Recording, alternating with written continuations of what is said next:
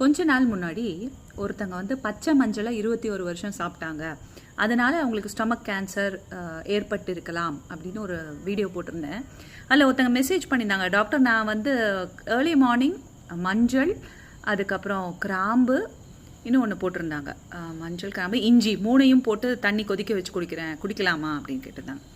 நல்லா புரிஞ்சுக்கோங்க, ஒரு பொருள் நீங்கள் சாப்பிட போகிறீங்கன்னா அது உணவோ இல்லை நீரோ இல்லை பழமோ காயோ அதனுடைய சுவை என்னன்னு பாருங்கள், அதனுடைய வீரியம் என்னன்னு பார்க்கணும். அதாவது உஷ்ணமா சீதமா, சூடான பொருளா இல்லை குளுமையான பொருளான. சூடான பொருட்கள் எல்லாமே, அதாவது வீரியம் அதிகமாக இருக்கிற பொருள் எதுவுமே வெறும் வயிற்றில் ரொம்ப நாள் சாப்பிட்றது ஒத்துக்காது. உடம்புல கபத்தை குறைக்கும் பொருட்கள், அதாவது இஞ்சி பூண்டு இதெல்லாமே வந்து கார சுவை கொண்டவை, இல்லை துளசியாக இருக்கட்டும், இதெல்லாம் வெறும் வயிற்றில் நீங்கள் அதிகமான குவான்டிட்டியில் ரொம்ப நாள் சாப்பிட முடியாது. கபத்தை அதிகமான குவான்டிட்டி நல்லா புரிஞ்சுக்கோங்க. ஒரு துளசி மெல்றதுனால ப்ராப்ளம் இல்லை. துளசி கஷாயமே நீங்கள் எங்கே 21 நாள் 45 நாள் மேலே சாப்பிட்டு பாருங்கள், சேலஞ்ச் பண்ணுறேன், உங்களுக்கு அதனால வர சைடு எஃபெக்டே அதிகமாக இருக்கும். ஒரு துளசி மெல்றதுனால வரவே வராது. ஸோ நீங்கள் மருந்தாக சாப்பிடும்பொழுது அதிகமான குவான்டிட்டியில் சாப்பிடும்பொழுது பிரச்சனை உருவாக்கலாம். நம்பர் 1. நம்பர் 2, நீங்கள் இதுவே பாலில் கலந்து சாப்பிட்டீங்கன்னா அதனுடைய வீரியத்தன்மை வந்து குறையும். ஓகே, அந்த உஷ்ணத்துவம் hot potency will come down. அப்போ நீங்கள் சாப்பிடலாம்.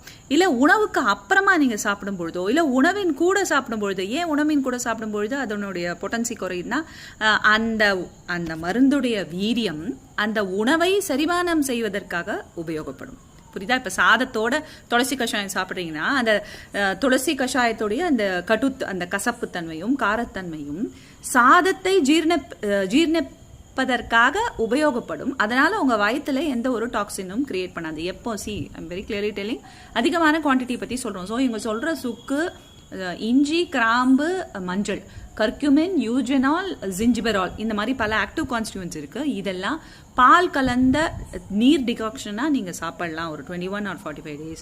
வெறும் வயிற்றில் ரெகுலராக சாப்பிட்றது நல்லதில்லை. அதுவும் வெயில் காலம் வந்துருச்சுன்னா இஞ்சியே சாப்பிடக்கூடாது அப்படின்னு சொல்கிற, பூண்டே சாப்பிடக்கூடாதுன்னு பாவபிரகாஷ் சொல்கிறாங்க. நம்ம என்னென்னா டீயில் வந்து எப்போ பார்த்தாலும் இஞ்சி டீ சாப்பிட்டுட்டு இருக்கோம், அது வேலைக்காகாது. வெயில் காலம் வந்தால் ஏலக்காய் போட்ட டீ இல்லை பிளெயின் டீ தான் குடிக்கணும். அதே மாதிரி இந்த ஹெர்ப்ஸ் எல்லாம் ஆஃப்டர் ஃபுட் எடுத்துக்கோங்க, பிஃபோர் ஃபுட். வெறும் வயிற்றில் எது சாப்பிடணும்னா குளுமையான மூலிகைகள் லைக் நெல்லிக்காய் சாப்பிடலாம், பிருங்கராஜம், அதாவது கரிசலாங்கண்ணி உஷ்ணம்னாலும் வெறும் வயிற்றில் சாப்பிடலாம்.